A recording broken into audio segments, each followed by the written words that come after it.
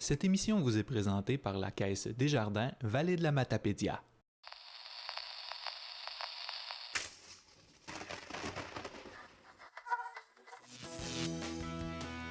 Bonjour et bienvenue à votre émission d'actualité matapédienne bien branchée. Cette semaine, dans l'édition du 5 octobre 2018, nous avons interrogé les citoyens et citoyennes qui allaient voter le 1er octobre dernier et nous décortiquons les résultats. Le service de premier répondant est interrompu à cause abscale. Chantal Doucet met sa tête à prix pour l'Association du cancer de l'Est du Québec. Le premier forum sur les lacs a eu lieu à Valbriand. La Corporation de développement communautaire Vallée de la Matapédia participe à un flash mob à Rimouski. Et nous avons des images de l'activité mystère qui avait lieu à Sébec.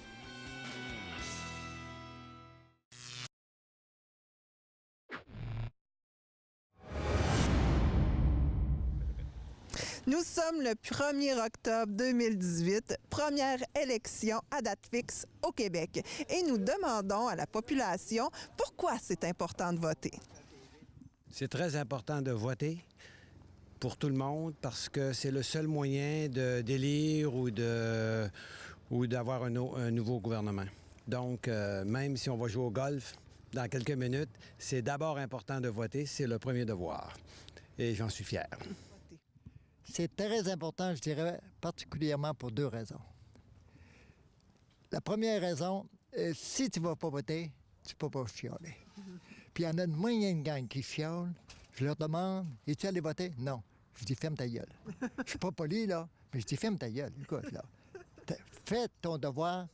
Et l'autre raison, peut-être plus fondamentale, c'est que dans certains pays au monde, on ne va pas voter. Ils n'ont pas le droit d'aller voter. C'est triste, là. Ils n'ont pas le droit. Ils mettraient des millions pour avoir le droit d'aller voter. Ils sont prêts à donner leur vie pour avoir le droit de vote, puis ils ne l'ont pas.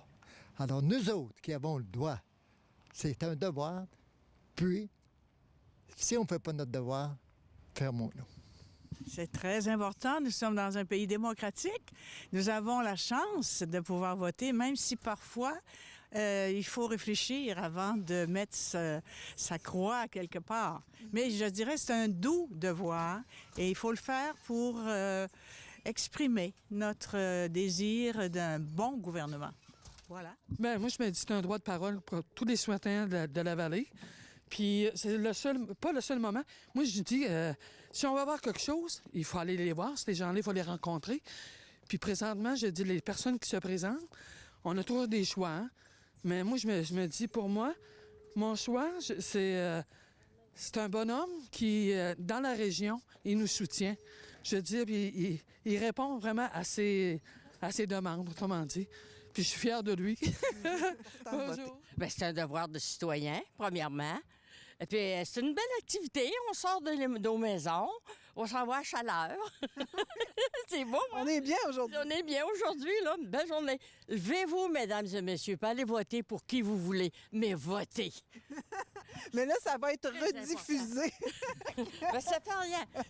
Aller voter, c'est un bon devoir. On voit du monde, ça nous amuse, on parle à tout le monde.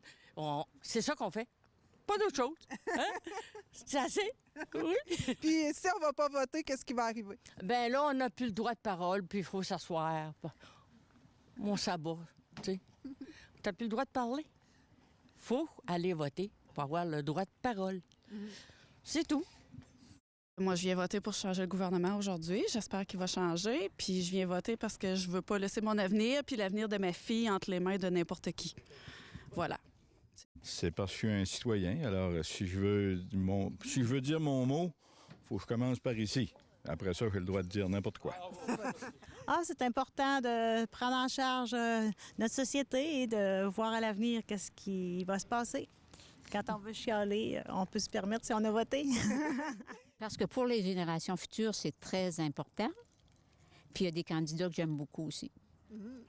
Alors, vous voulez dire votre opinion?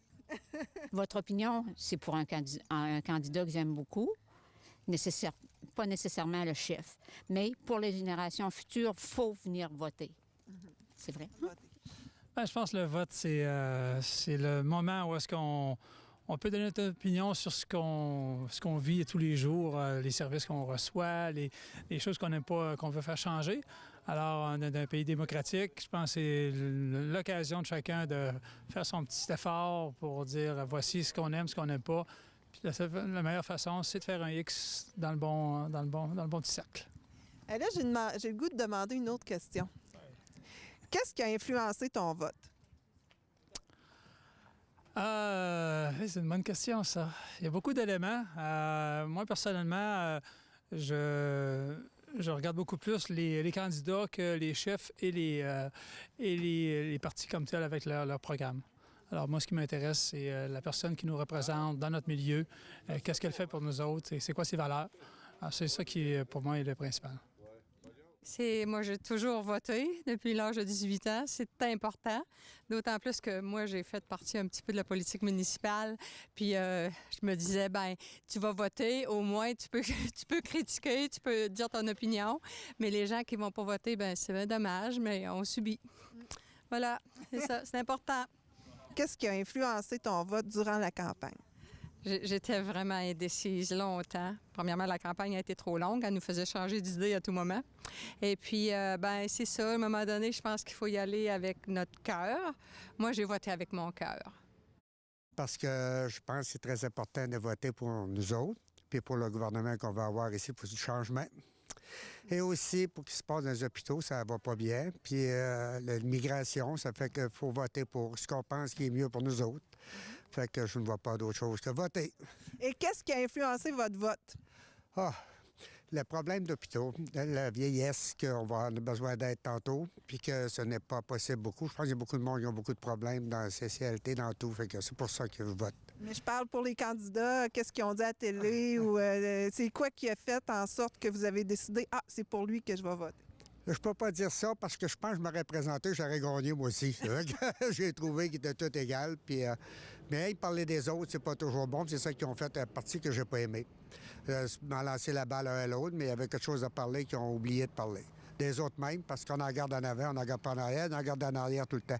Il faut regarder en avant, puis ils n'ont pas fait ça. C'est ça que j'ai pas aimé des autres. Parce que c'est important pour tout le monde de venir voter.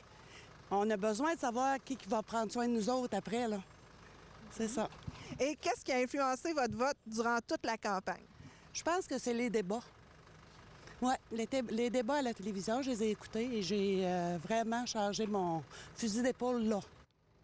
Moi, je viens voter parce que la CAQ va ouvrir la traîne à Saint-Donat dans Montcalm, c'est tout. Parce que moi, je suis une personne de Montréal qui est déménagée en Gaspésie, mais je reste aux deux endroits. Okay. C'est ça. Fait que c'est pas mal ça qui a influencé votre vote? Oui, c'est ça, simplement. Merci. Les autres affaires, c'est toute la même affaire. Bien, le vote, c'est la démocratie. Et puis, je pense que nous, on a la chance de pouvoir voter ici au Québec, au Canada. Et en plus, cette année, l'élection qu'on a, c'est une élection qui n'a pas porté sur les mêmes enjeux que depuis des dizaines d'années. Donc, je pense que c'est important pour nous de venir voter. Je fais partie de la catégorie jeune, selon le gouvernement, tant mieux. Je pense qu'on a une voix à représenter, puis c'est notre avenir qui s'en vient par là. Donc, c'est important de venir voter. Et qu'est-ce qui a influencé ton vote? Justement, le fait que ce soit une élection qui portait sur des enjeux un peu différents d'habitude, le fait qu'on avait une élection qui n'était pas bipartite, donc on pouvait avoir des débats qui étaient vraiment différents, qui portaient sur d'autres choses. Évidemment, les actions passées des gouvernements, les actions probablement futures des gouvernements, donc ce qui a été promis, ce qui a été dit, la façon dont le débat a été fait aussi.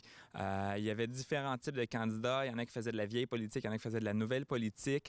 Puis quand je parle de vieille politique, je parle de l'attaque personnelle là, qu'on voyait. Moi, ça me refroidit les attaques personnelles. Donc, je pense que c'est important de regarder un peu comment nos candidats se comportent parce que c'est comme ça qu'ils vont se comporter à l'international aussi. En fait, je pense que j'ai le droit d'avoir mon opinion. Et puis, dans le comté ici, on a, je peux dire, habituellement, je ne dévoile pas, mais j'aime bien le travail du petit Bérubé. OK. Alors, avez-vous écouté un peu les débats, ces choses-là? Y a-t-il quelque chose qui vous a influencé? Non, je peux pas dire, j'ai pas écouté ça. Non, OK. Je regrette. Non. Votre idée était faite. Mon idée était faite, oui. C'est important de venir voter le jour du vote ou même par anticipation parce que c'est le moment dans l'année qu'on peut s'exprimer. Qu'est-ce qui a influencé ton vote? Surtout, la grosse affaire principale qui a influencé mon vote, c'est que moi, je me souviens les 4 dernières années. C'est notre devise. Oui, la devise patriotique, je me souviens. C'est important pour moi, mais je me souviens aussi les 4 dernières années qui viennent se passer, puis les autres années d'avant aussi. Puis c'est important de venir faire notre choix aujourd'hui. Bien, pourquoi c'est important de voter? Si on veut pouvoir faire nos revendications, bien, je pense qu'avant de commencer à commenter puis à déprécier ce qui nous a été promis, bon, faut se faire une idée puis se rendre aux urnes pour voter, pour vraiment, là, parce que si on vote pas, après ça, on dit « Ah, ben c'est pas comme on voulait. » Mais si on n'a pas ce qu'on voulait, de toute façon, au moins, on va avoir fait notre devoir. Et qu'est-ce qui a influencé votre vote durant la campagne? Pour l'influencer, j'ai trouvé que la campagne, il n'y avait pas grand-chose qui promettait de surplus. C'est toujours les mêmes choses qui reviennent. Fait qu'on se fait une idée avec vraiment ce qu'on entend. Mais les face-à-face, je trouve que ça donne pas grand-chose, ça. Bien, c'est important parce que si éventuellement on veut chialer, bien, garde. Moi, je vais être capable de dire, bien, gars, j'ai voté.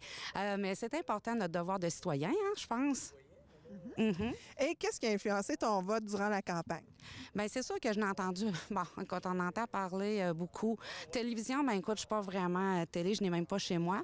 Donc, j'ai été un peu sur Internet, un peu aussi par bouche à oreille, à jaser avec les gens.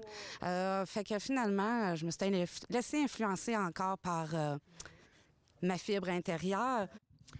Pour moi, bien, ça prend quelqu'un de bon à la direction, parce qu'on veut pas que ça soit fait tout croche. On veut que ça soit droit, puis que ce qu'il dit, c'est vrai. Ça nous prend des bons discours.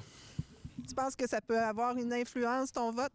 Oui, c'est sûr. Chacun a son influence, là. S'il y en a juste un qui vote, ça fera rien. Il faut que tout le monde vote.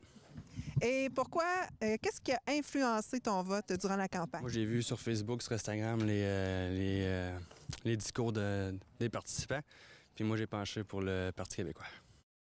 Les résultats des élections provinciales 2018 en auront surpris plus d'un. C'est le parti de François Legault qui a obtenu un gouvernement majoritaire avec 74 élus. Le Parti libéral en a obtenu 32, Québec solidaire 10 et le Parti québécois 9. La circonscription de Matane-Matapédia a voté très différemment du reste du Québec. C'est Pascal Bérubé du Parti québécois qui a été réélu avec une forte majorité.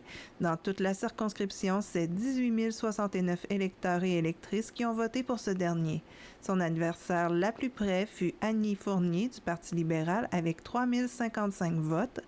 2 981 personnes ont voté pour Mathieu Quenhomme de la coalition Avenir Québec. 1486 pour Marie-Phare Boucher de Québec solidaire, 330 pour Pierre-Luc Coulombe du Parti vert, 124 pour Paul Vignola du Parti conservateur et finalement 115 pour Jocelyn Rioux du Parti citoyen au pouvoir. Pour mieux comprendre les valeurs de la coalition Avenir Québec qui a été portée au pouvoir pour former un gouvernement majoritaire, voici des extraits de ce que ce parti compte faire pour la Matapédia selon le candidat qui était son représentant, M. Mathieu Quenhomme. Eh bien, Coalition Avenir Québec, comme vous le savez, est un jeune parti qui rassemble les gens, les citoyens du Parti québécois, les citoyens qui ont une affinité avec le Parti libéral, des gens qui sont conservateurs, des gens qui ont une affinité de l'environnement, le Parti vert. Donc, c'est une coalition, donc c'est un rassemblement de citoyens. Pour moi, c'est un creuset national québécois qui rassemble les citoyens de tous les partis pour discuter de comment améliorer les choses. Et c'est ça qui a fait que j'ai accepté de me présenter avec la coalition Avenir Québec. Donc, la CAQ, qu'est-ce qu'elle peut apporter aux Matapédiens si on vote pour vous? Qu'est-ce que vous avez à offrir aux Matapédiens? Une de mes priorités, j'en ai plusieurs, mais une de mes priorités les plus importantes, d'ailleurs, celle qui est sur ma liste, c'est le domaine de la santé. C'est de développer et d'améliorer les soins aux personnes âgées. Elles sont abandonnées. C'est aussi de les sortir de ce cloison-là traditionnel dans lequel elles sont abandonnées, ils sont forcés à devenir une charge. Alors quelles sont nos valeurs? Les personnes âgées doivent être en santé ou peuvent contribuer efficacement à l'économie de la région en étant actifs, en en reconnaissant leur contribution à l'économie de la région. Et une région comme celle dans laquelle nous nous trouvons, Matapédia, est une priorité pour la CAQ. Dans la santé, vous le savez, il n'y a pas que les personnes âgées, il n'y a pas que les enfants, il n'y a pas que les jeunes. C'est tout un ensemble de facteurs qui font en sorte que le secteur de la santé en est ce qu'il en est aujourd'hui. Il y a d'abord un problème de pénurie de main-d'œuvre auquel je compte m'attaquer en tant que personne qui connaît très bien le milieu universitaire, le milieu de l'éducation. Je compte, si je suis porté au pouvoir, tenir la BAC, tenir vraiment le volant de l'auto dans la région pour qu'on dynamise, pour que le gouvernement puisse dynamiser le secteur de l'éducation et augmenter les places pour avoir plus d'accès de candidats à la formation des sciences infirmières, les proposer aux bénéficiaires, les aides-soignants et donner plus d'opportunités à des personnes qui veulent créer des maisons d'aînés. Comme on voit, là, j'en ai visité plusieurs et elles sont étouffées, les femmes entrepreneurs qui ont accepté d'accueillir les personnes aînées chez elles, n'ont pas de subvention, n'ont pas de support. Elles sont obligées à respecter des normes qui n'ont pas d'allure, qui font qu'elles sont étouffées. Alors, c'est un engagement favorable pour la CAQ, pour la région. Encore une fois, la MRC de la Matapédia s'est retrouvée dans le Journal de Québec. Cette fois, nous pouvions y lire « Une MRC n'a plus de premier répondant ». En discutant avec M. Ghislain Paradis, directeur du service de protection incendie de l'Organisation des secours de la MRC de la Matapédia, nous avons compris que c'était seulement le service dans le secteur est de la Matapédia qui était interrompu, soit à Causapscal, Sainte-Marguerite, Albertville, Sainte-Florence et Routierville. Le voici. Monsieur Paradis, on a beaucoup entendu parler du fait qu'à Causapscal, le service de premier répondant il est interrompu. Dites-moi, qu'est-ce qui est arrivé exactement? Ce qui est arrivé, c'est qu'on avait 4 premiers répondants qui étaient encore opérationnels. Sur les 4, il y en a juste 2 qui répondaient. Et ils se sont épuisés là, dû à la demande des appels, tout ça. On a été obligé de suspendre temporairement les premiers répondants dans le secteur Causapscal, qui est le secteur S de la MRC. Et comment ça fonctionne un premier répondant? Faut qu'il soit disponible combien d'heures par jour? Bien, tout dépend. Un premier répondant, lorsqu'on donne le service, va être disponible 24 sur 24. C'est-à-dire, ça prend du monde pour être capable de remplacer, de faire des périodes de garde. Et on a l'obligation, lorsqu'on donne le service de premier répondant, de répondre. Ce qui est moins évident là, pour monsieur et madame tout le monde là, qui veut être premier répondant. Mais là, avant d'offrir la formation, vous exposez déjà ce fait aux premiers répondants.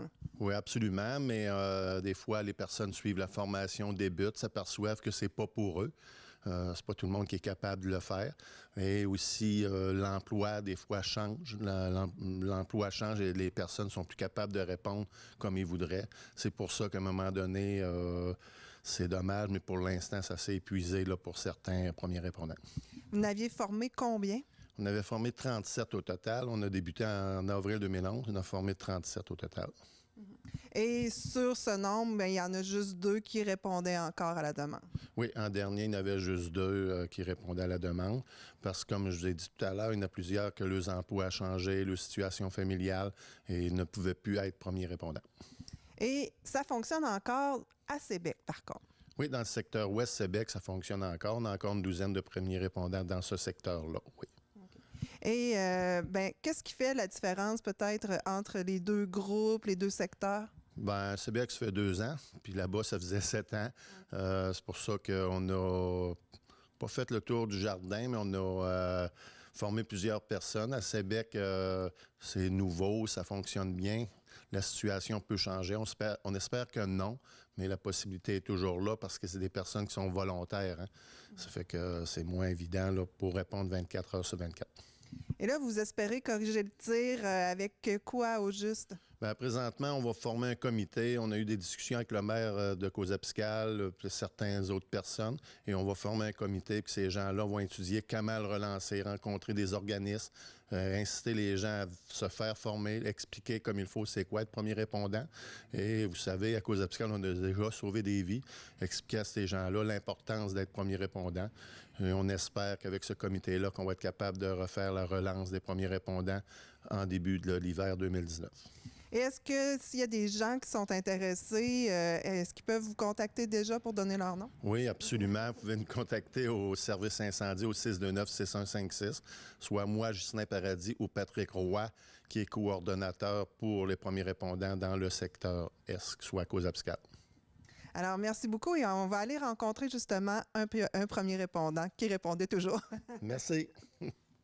Nous nous retrouvons maintenant à Causa-Piscale, devant la caserne, pour parler avec Mario Bouchard, qui était premier répondant ici même. Monsieur Bouchard, dites-moi d'abord, qu'est-ce qui vous a incité à être premier répondant?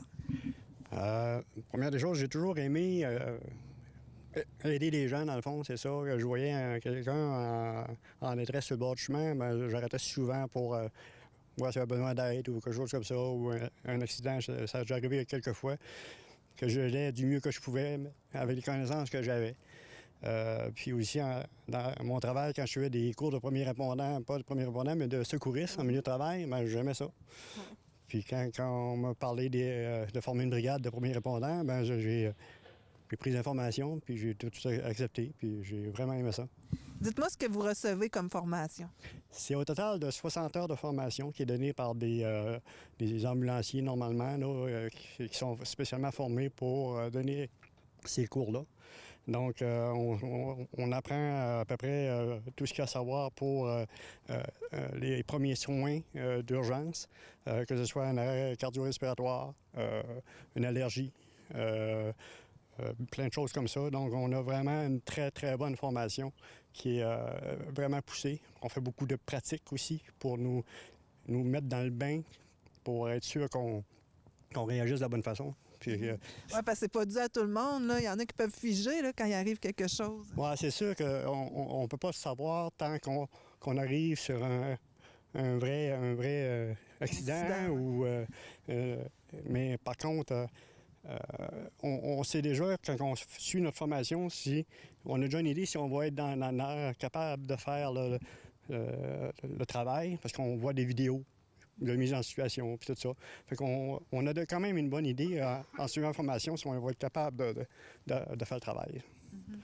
Et qu'est-ce que ça demande comme implication pour être premier répondant? Ça demande, oui, la disponibilité. Ça demande aussi d'être capable de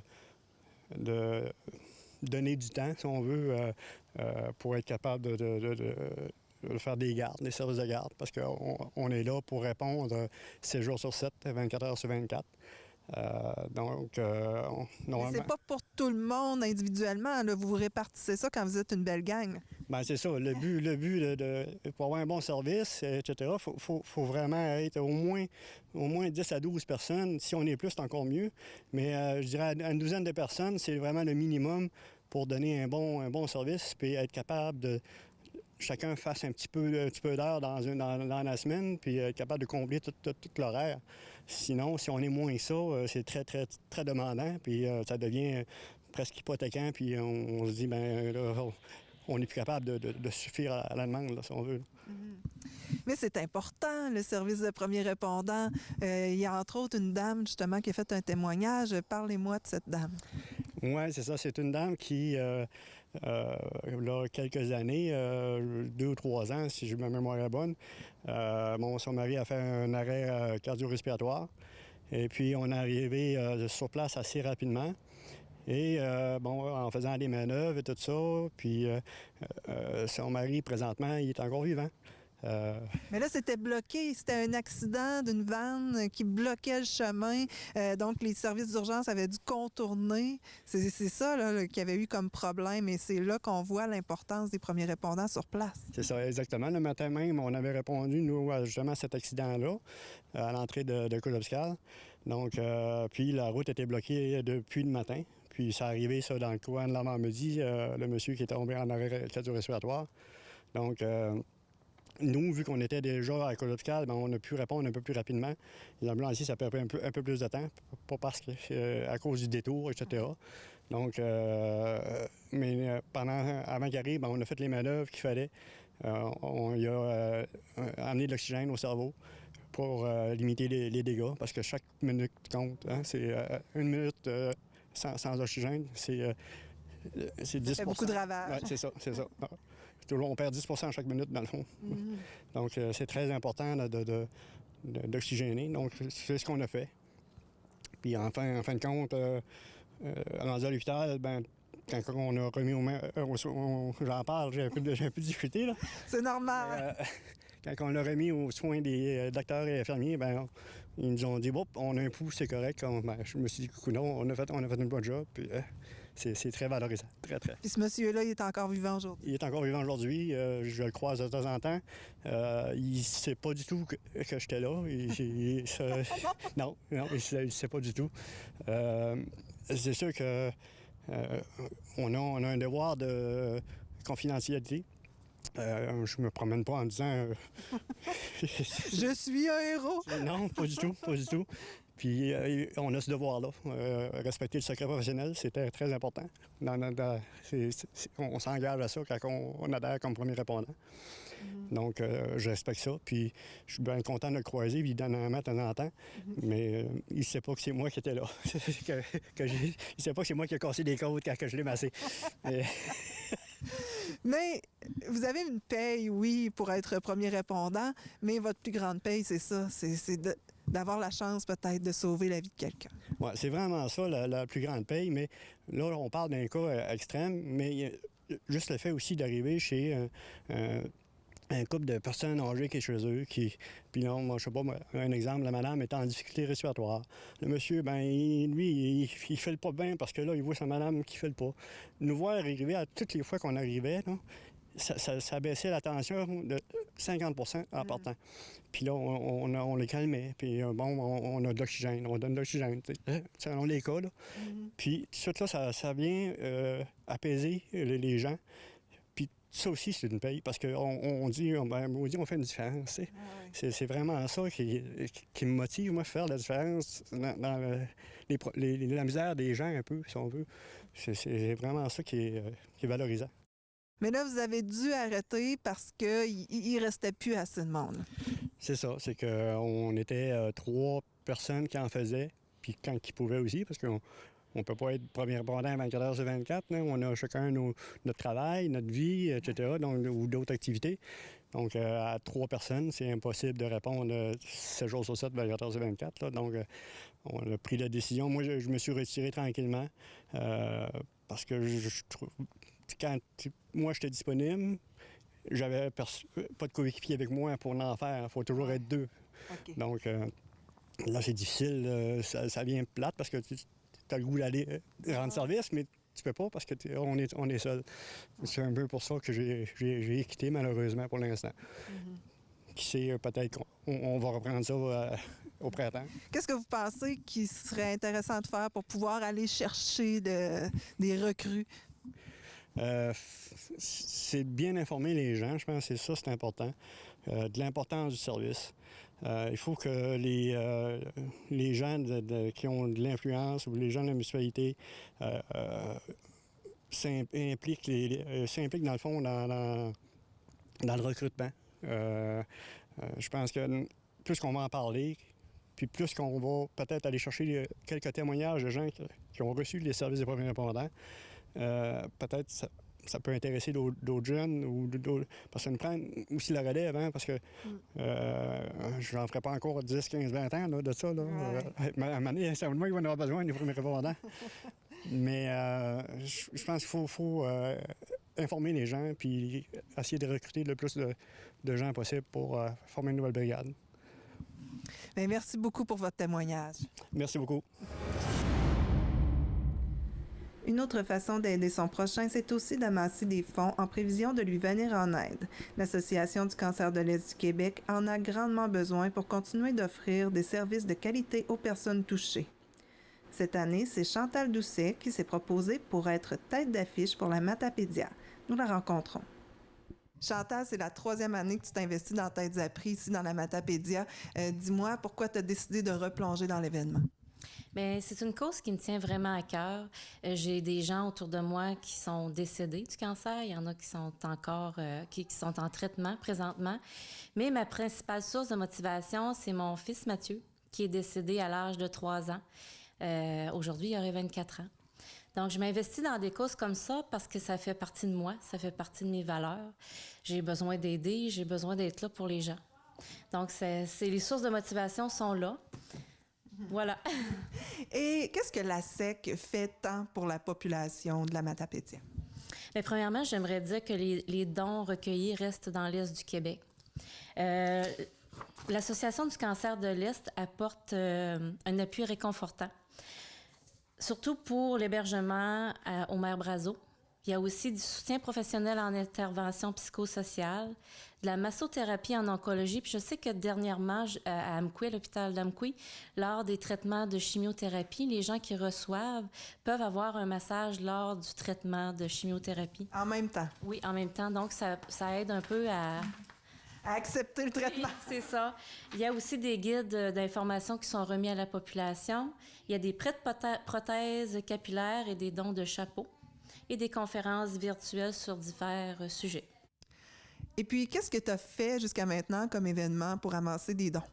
J'ai fait de l'emballage chez Maxi. J'ai fait aussi dernièrement, j'ai ramassé des dons au métro à Amqui.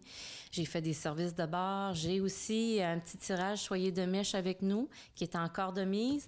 Avec un don de 2 $, vous avez une chance de gagner. Un don de 5 $, 3 chances. Ça va être tiré le 13 octobre prochain.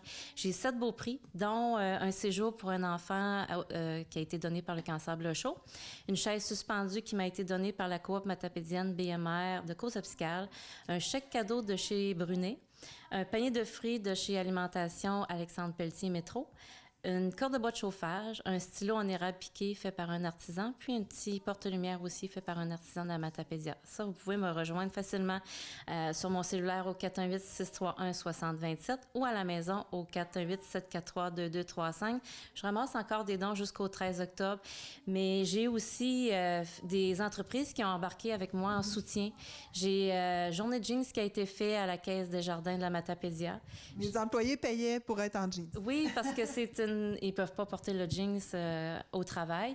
J'ai aussi le groupe Mallette qui a fait la même chose. Puis prochainement, le 5 octobre prochain, la Clinique Renaissance fait une journée tête à prix. Des soins à 20 $. Les profits seront remis à l'Association du cancer de l'Est dans le cadre de mon défi tête à prix. J'ai d'autres entreprises qui ont embarqué aussi avec moi en soutien. Je ne peux pas toutes les nommer parce que la liste serait quand même assez longue. Mais je remercie les gens en général aussi, autant que les entreprises de la Matapédia. Les gens sont généreux. Ils ont toute ma reconnaissance. Ça me touche vraiment que les gens aient pris le temps d'embarquer dans ce beau projet-là avec moi.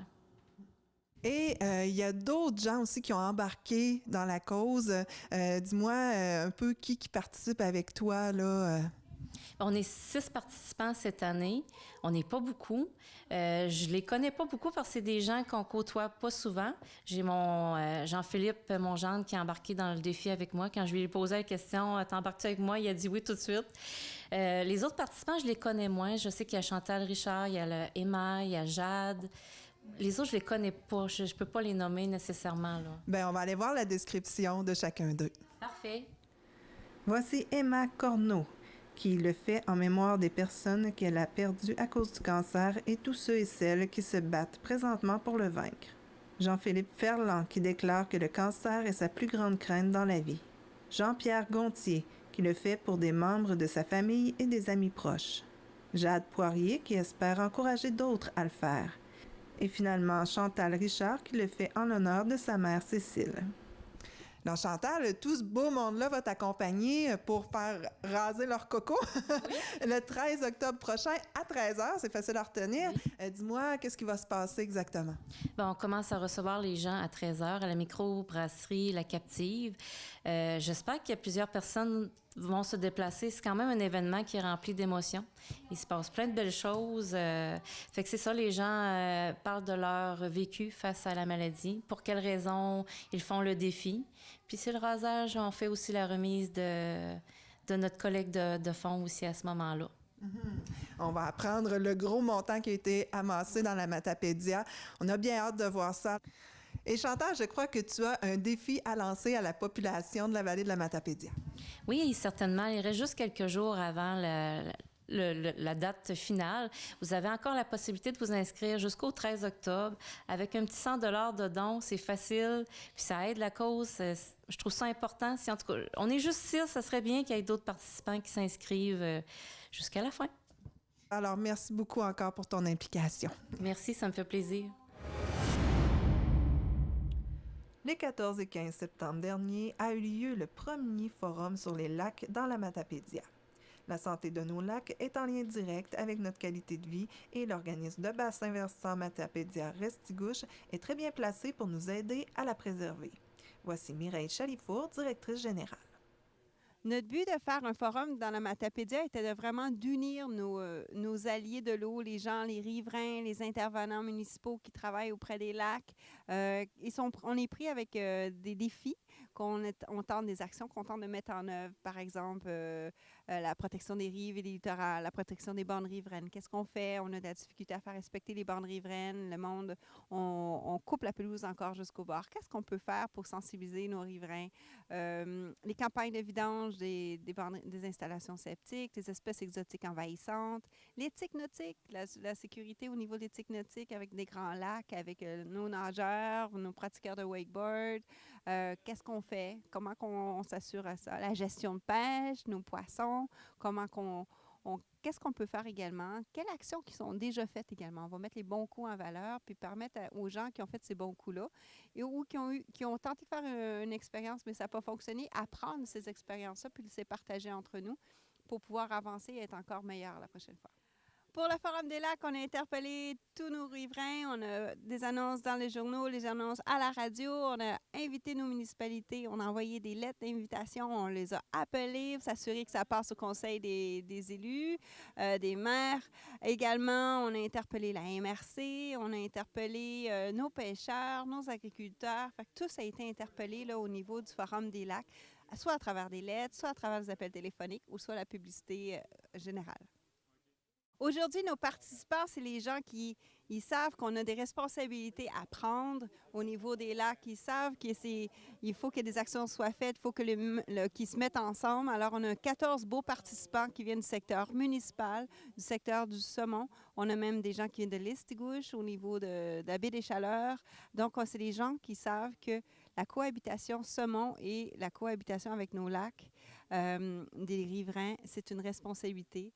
C'est un privilège, mais c'est une responsabilité dans laquelle on doit prendre des mesures nécessaires pour. Ce matin, on a eu le coordonnateur, l'animateur de la communauté de la résilience au niveau provincial, parce que la Matapédia Restigouche, on fait partie d'une des 8 communautés d'apprentissage au niveau du Québec. Donc, on regarde vraiment la cohabitation avec le saumon et le riverain, le secteur habité. On va avoir l'après-midi des bons coups. Donc, on va vraiment inviter les gens. Il y a des belles expériences, comme j'ai dit tantôt, qui ont fait des bels exemples de mise en place. Notamment, je pense, la MRC de la Matapédia avec des projets d'endroits pour les eaux de ruissellement, les lacs au saumon, on a des zones de débarcadère, les espèces exotiques envahissantes, qu'est-ce qui a été fait. Donc, on a vraiment des bons coups à mettre en valeur. Ensuite, demain, on va avoir vraiment notre forum à la carte où les riverains étaient invités. Tous les riverains de tout azimut, on fait le forum à la carte, 6 sujets. Donc, on parle des suivis environnementaux, des espèces exotiques envahissantes, des poissons. On veut connaître plus nos poissons qui vivent dans nos lacs, la gestion de pêche, l'éthique nautique, parce que c'est quand même une problématique, l'éthique nautique, au niveau de nos grands lacs. Alors, c'est ce qu'on va faire et on va le réseautage. Donc, réseauter tout ce monde ensemble, regarder qu'est-ce qu'on peut faire et aller se trouver des alliés, relier nos forces pour aller de l'avant pour pouvoir mettre ces actions-là en œuvre. Il va y avoir un compte-rendu au niveau du Forum des lacs qui va être disponible sur notre site Internet. Donc, on va sortir les grandes lignes du forum et des actions qui doivent être faites, des invitations. On espérait avoir un groupe de citoyens des municipalités qui vont travailler ensemble par rapport à se rallier, à faire un groupe de riverains qui peut être à tout azimut, de toute lac confondu, à travailler ensemble sur les pistes d'action qu'on a à travailler, sur les bandes riveraines, par exemple, la sensibilisation par rapport aux eaux de ruissellement, alors aux poissons, la gestion de la pêche. Donc, c'est ce on espère avoir comme compte rendu qu'on va vous donner suite au forum. Un travail colossal de communication a permis d'attirer 14 participants et participantes. Pour publiciser le Forum des lacs, d'abord, j'ai contacté, ou d'autres membres de l'équipe avec moi, on a contacté tout ce qu'il y avait pour être certain qu'il n'y avait pas d'autres événements cette fin de semaine-ci. Il y a un calendrier qui existe maintenant au niveau au niveau de la MRC, au niveau culturel, et on a fixé ces dates-là. Tout de suite au départ, on s'est assuré, bon, il y a Fred Pellerin, là, mais bon, on savait que c'était dans la journée puis que les gens pourraient aller voir Fred Pellerin le soir. Ensuite, la première démarche a été de contacter des gens de municipalités, toutes par téléphone, avant l'invitation, de contacter les gens, les acteurs, qui sont, que ce soit pas nécessairement juste des citoyens, mais au niveau des conseils municipaux, des municipalités avec des lacs, des membres d'associations, tout ce qui est en lien, puis aussi au niveau des 2 MRC voisines, au niveau de la Métis, au niveau de la Matanie, parce qu'on a aussi, ça fait partie, il y a des municipalités qui font partie de notre bassin versant qui sont dans ces MRC-là. Ça, c'était une première étape.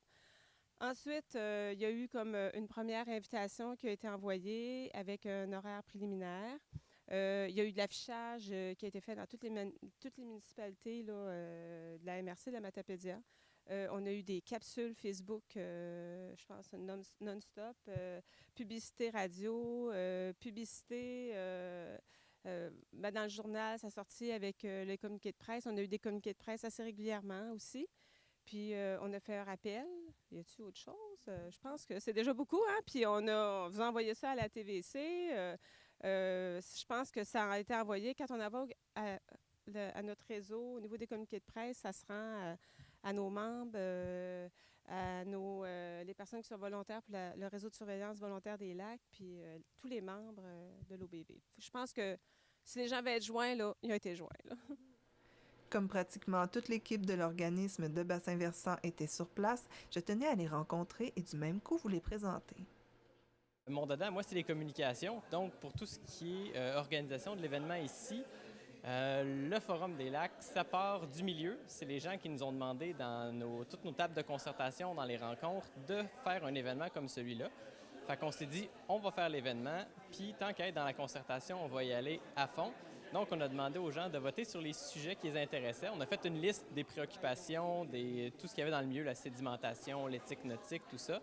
Puis on a dit, en vous inscrivant, votez pour le 6 des 12 choix qu'on vous propose. Puis ceux qui vont le plus de choix, ben on va en parler. Et c'est donc ce qui va se passer demain.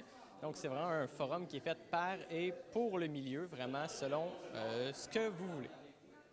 En organisant puis en mettant en place le Forum des lacs, l'organisme de bassin versant va répondre à plusieurs besoins. Finalement, déjà, c'est une demande qui provenait du milieu depuis plusieurs années de se regrouper, de se mettre ensemble puis de discuter de nos lacs, finalement, qui sont une richesse.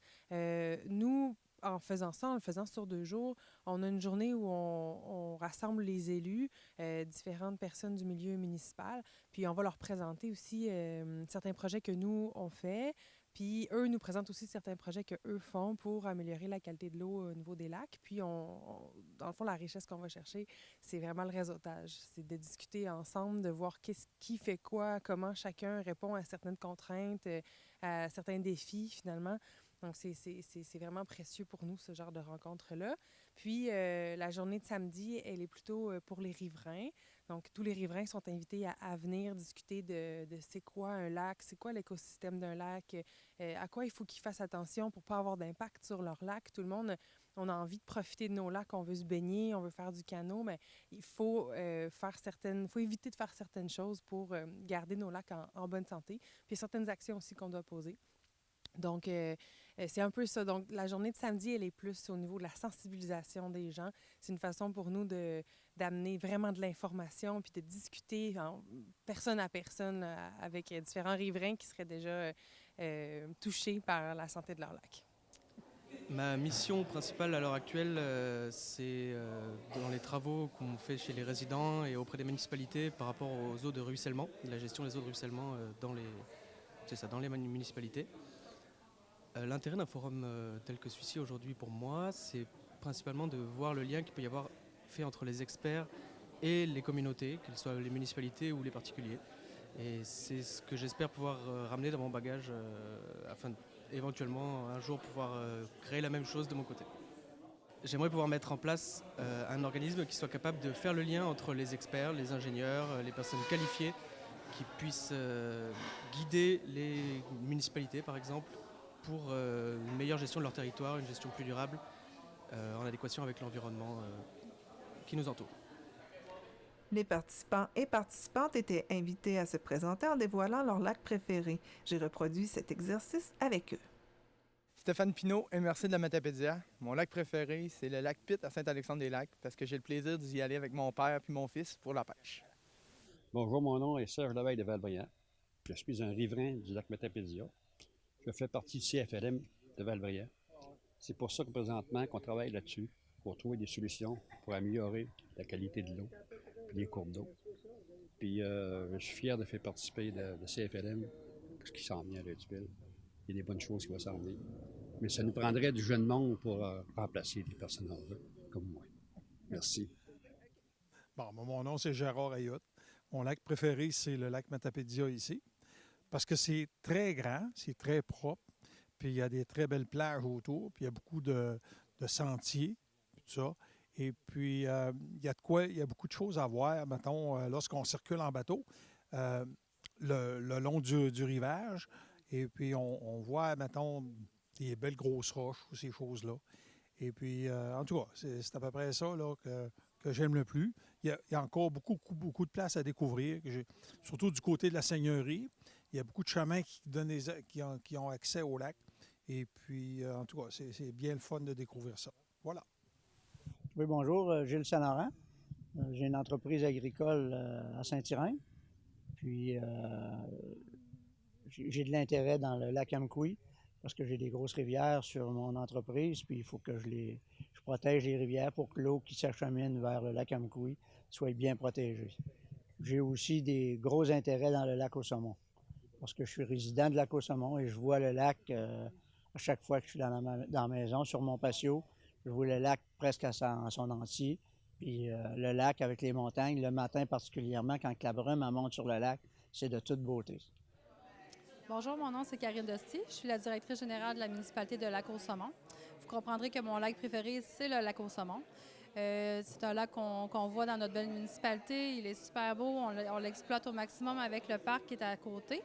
On a aussi maintenant la possibilité d'aller faire du kayak, du canot, du pédalo, de la planche à pagaie avec notre nouveau centre nautique.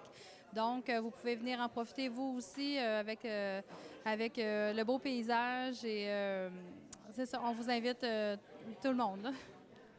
J'ai finalement rencontré Alexandre Tremblay, ingénieur junior pour la MRC de la Matapédia, qui nous explique que les études environnementales commencent à être écoutées auprès du gouvernement.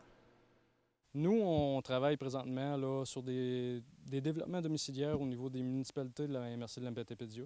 On voit que va falloir développer une expertise particulière pour la gestion des eaux pluviales, vu la nouvelle réglementation du ministère de l'Environnement qui demande justement des nouvelles alternatives afin de contrôler la gestion des eaux pluviales sur les terrains qui vont être à développer, afin de répondre à leurs exigences, puis justement voir si on est capable de développer des expertises à l'interne pour favoriser le transfert des eaux dans les sols des résidences, etc.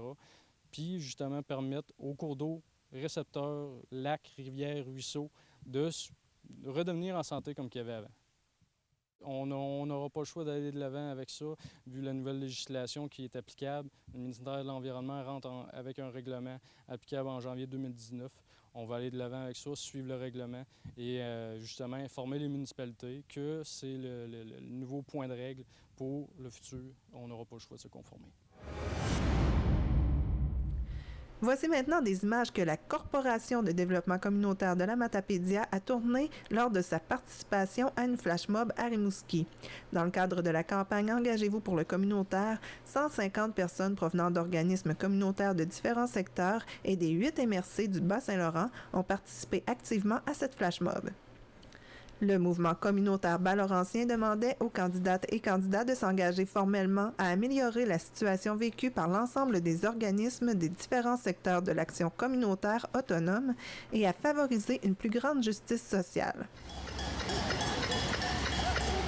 Salariés bénévoles unis contre l'exclusion pour un meilleur envol, ça prendrait de la vision. On dit le communautaire, c'est comme une vocation. Maintenant, faut passer aux revendications. Quand on voit les millions dans les poches des nantis, nous on part en mission pour tous les appauvris. Plus que de la gratitude, votre reconnaissance serait la bonne attitude, juste un peu de décence.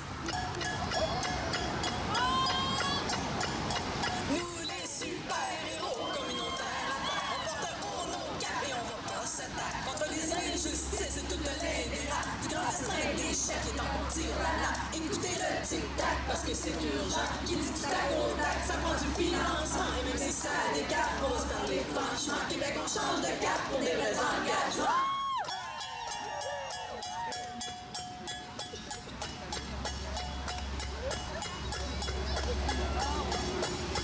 Par nos chants, pour nos danses, qu'on s'aime bien qu'on rappe. Pourvu qu'ensemble, on frappe en peine un milliard. Utilisons notre art judicieusement, comme autant d'art mature pour porter nos slogans. Québec a les moyens pour un réel respect face au budget obscène. Les nôtres sont à scène près. Vous entendez le décompte 3, 2, 1, puis 0. Puis que jamais le temps compte héroïne et héros. Nous les super-héros communautaires à terre, on porte haut nos capes et on va pas se taire. Contre les injustices et toutes les dérapes, du grand restreint des chefs qui est en train de tirer la nappe. Écoutez le tic-tac parce que c'est urgent. Qui dit du tac au tac, ça prend du financement. Même si ça décape, on va se parler franchement. Québec, on change de cap pour des vrais engagements. Nous rencontrerons Sophie Champagne, directrice de la CDC, la semaine prochaine. L'activité mystère dans le cadre des Journées de la culture a eu lieu à Sébec cette année. Nous avons capté les images qui seront diffusées prochainement sur nos ondes et nous en discutons avec Pascal Saint-Amand pour vous dévoiler qui était le mystérieux derrière tout ça. Pascal, c'était le show mystère qui a eu lieu encore durant les Journées de la culture. Dis-moi, c'était assez original ton choix et c'est ton choix. Dis-moi comment tu fais tes recherches. Je dirais que c'est un peu des croisements, des hasards, des choses que je vois passer à un moment donné dans l'année ou dans les années précédentes, que je me dis ça, me semble que ça pourrait être mis en valeur parce que l'activité culturelle mystère, ce qu'on veut faire avec ça, c'est faire découvrir quelque chose aux Matapédiens. On veut sortir les gens de leur zone de confort, on veut les amener ailleurs par rapport à ce qu'ils connaissent, parce qu'ils apprécient de base. Donc, on veut les amener à sortir des sentiers battus, on veut les amener à prendre des chances, puis à pas hésiter à aller découvrir l'offre culturelle qui vient dans la région auprès de nos diffuseurs et de nos organisateurs d'activités. Fait que c'est vraiment, c'est pas tellement scientifique là, comme recherche, c'est des choses qu'à un moment donné, je me prends une petite note, me dis, il me semble que ça pourrait coller dans mon idée d'activité mystère. Puis bon, à partir de ça, ça arrive qu'on fait des appels aussi de temps en temps pour s'inspirer avec nos diffuseurs ici dans la région, des gens que je connais ailleurs au Bas-Saint-Laurent ou ailleurs dans la province. Mais je dis, j'ai pas un immense réseau de contacts. Là. C'est un peu un concours de circonstances dans certains cas qui fait que on saute sur une opportunité qu'on a. Puis dans l'occasion qui nous intéresse cette année, c'est une perche que j'ai tendue à quelque chose que j'ai vécu il y a plusieurs années. Et puis, miraculeusement, ça a mordu. Une voix qui avait été entendue par plus d'1 million de personnes. Mais vraiment entendue. Dis-moi, c'était qui la voix? Ben, c'est même vraiment pire que ça. C'est une voix qui a été entendue par plus de 100 millions de personnes. C'est ce qui nous a été expliqué pendant l'activité parce que notre invité travaille notamment dans l'industrie du jeu vidéo, fait des voix de monstres, des voix de zombies. Et puis, le total des gamers, des gens qui ont joué au jeu auquel il a collaboré par sa voix, ça dépasse le 100 millions de personnes. Donc, de là, le petit teaser qu'on avait mis sur notre affiche puis dans notre promotion. On dirait qu'on ne veut pas le nommer, hein, parce que ça a été tellement gardé secret. Nommons-le. Bien, il faut le nommer. Notre invité s'appelle Sébastien Croteau. C'est quelqu'un qui est connu des amateurs de métal au Québec comme étant le chanteur de Necrotic Mutation. C'est un gars qui a grandi à Rimouski, au Bas-Saint-Laurent. Et puis Necrotic Mutation, c'est un des groupes pionniers dans l'univers du death metal au Québec. Donc, ce qu'on a fait avec Sébastien, ce qu'on lui avait demandé, c'était de venir offrir un peu une conférence démonstration pour, d'une part, démystifier le death metal, puis le métal en général. D'autre part, faire voir qu'est-ce qu'il peut faire d'autre avec sa voix. Parce que par son intérêt de base pour le death metal, par ses capacités, ses techniques qu'il a développées au fil des années, il s'est tourné ensuite vers les chants de gorge tibétains, mongols, inuits, vers des chants amérindiens, et puis plus tard vers les jeux vidéo, les voix de monstres, les voix un peu bizarres. Pour certaines séries télévisées, pour des films aussi. Donc, c'est un peu en suivant son parcours qu'on a pu voir toute l'étendue de ce que Sébastien est capable de faire uniquement avec sa voix, puis avec plusieurs explications, avec des démonstrations aussi. Donc, c'était vraiment partir d'un élément surprenant et original qui est le death metal pour aller vers un paquet de sujets variés, le chant, le théâtre, parce que récemment, lui puis un groupe ont été invités à s'intégrer dans une pièce de théâtre où il y avait la pièce et le groupe de death metal qui intervenait dans la pièce à différents moments. Donc, on allait vraiment dans tous les sens, puis c'était vraiment une découverte là, de A à Z, je pense, pour les gens qui étaient présents sur place. Et puis de là, l'importance de participer à l'activité mystère. Les absents n'ont pas assisté à tout ça. Les absents ne savaient pas c'était qui, n'ont pas pris la chance, avaient d'autres choses à faire. Donc, il fallait être là sur place, il fallait avoir pris le risque pour vivre cette expérience-là. Par contre, grâce à nos charmants collaborateurs de la TVC, Vallée de la Matapédia, il y a eu des captations qui ont été faites et puis vous aurez l'occasion de voir ça dans les prochaines semaines et les prochains mois. On va quand même aller voir un extrait de ce qu'il est capable de faire avec sa gorge, entre autres.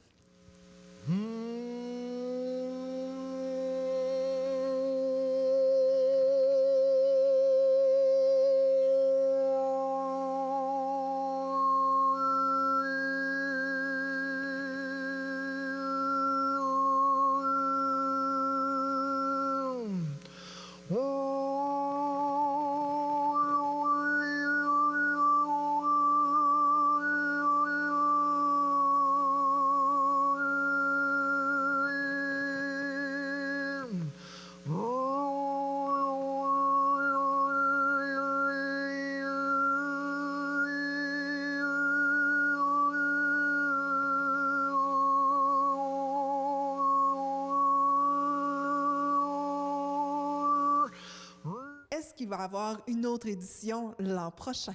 Cette année, en 2018, c'était la 3e édition de l'activité mystère. On a toujours des endroits originaux puis des pistes d'activité en réserve pour les prochaines années. On se donne une couple de semaines pour décanter, pour évaluer l'activité, puis on va être en réflexion à savoir si on revient avec ça l'année prochaine. Puis c'est sûr que si on est de retour, on va le faire diffuser le plus largement possible. Ça va être encore une offre originale. Ça va encore sortir des sentiers battus. Ça va amener les gens loin de leur zone de confort. Ça va être encore dans un lieu particulier, parce que cette année, c'était une conférence sur notamment le death metal dans une église, à l'église de Sébec. Donc, ça donnait encore un contexte qui était spécial par rapport à... En tout cas, ceux qui connaissent le death metal vont comprendre le lien particulier avec l'église.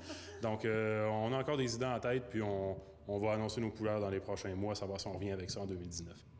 Et s'il y a des gens qui ont des idées à communiquer, on ne sait jamais, est-ce qu'ils peuvent te contacter?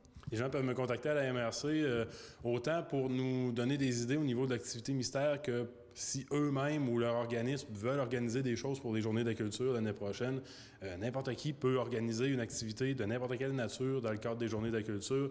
C'est une belle opportunité pour offrir quelque chose au milieu, pour faire rayonner des initiatives ou des talents locaux dans les bibliothèques, dans des organismes communautaires, dans les municipalités. Donc, autant par rapport à l'activité mystère que pour n'importe quelle activité culturelle qui serait le fun dans le cadre des Journées de la culture, que les gens n'hésitent pas à me contacter. On va se préparer tout de suite pour 2019. Alors, merci beaucoup encore une fois, Pascal. Merci. En terminant, toujours dans le cadre des Journées de la culture, voici des images de mes enfants qui ont essayé les casques de réalité virtuelle 3D qui étaient disponibles à la Bibliothèque de Sébec vendredi le 28 septembre dernier. Il est possible de côtoyer des dinosaures, explorer l'espace ou encore un fond marin. Je dois avouer que je me suis également évadée dans ces mondes plus vrais que nature. Pour ceux et celles qui veulent tenter l'expérience, 2 casques seront encore disponibles jusqu'en novembre. Sur ce, je vous souhaite une excellente semaine et n'oubliez pas de jouer au Télébingo ce dimanche à 12h30. Les 1200 $ en prix ne sont pas virtuels. Bonne chance! Informatique Bar-Est assure l'entretien du parc informatique de votre TVC. Informatique Bar-Est offre un service informatique résidentiel, commercial et industriel.